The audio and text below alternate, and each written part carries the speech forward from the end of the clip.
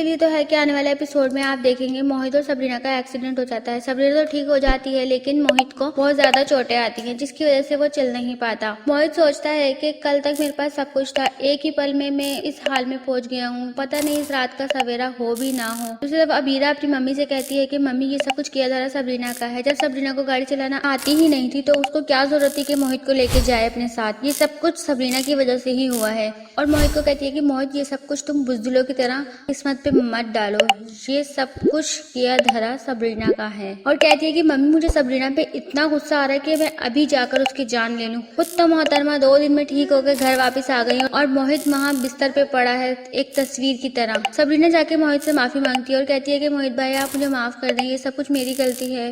मोहित कहते हैं कि नहीं सबरीना ये तुम्हारी गलती नहीं है, ये सिर्फ किस्मत की बात है। दूसरी तरफ अबीरा सोचती है कि अगर मोहित कभी ठीक ना हुआ तो क्या मैं एक अपाहिज इंसान के साथ सारी जिंदगी कैसे गुजारूंगी। नहीं, ऐसा नहीं हो सकता। तो आप सबको क्या लगता है, क्या अबीरा मोहित को छोड़ देगी? कमेंट्स करके जरूर बताएं।